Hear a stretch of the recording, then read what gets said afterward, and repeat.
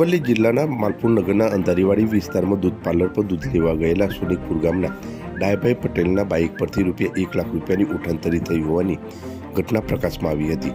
દૂધ પાર્લર આગળ પાર્ક કરેલી બાઇક પરથી ગઠિયો ₹1 લાખ ભરેલી થેલીની ઉઠાંતરી કરતા દ્રશ્યો સીસીટીવીમાં કેદ થયા હતા।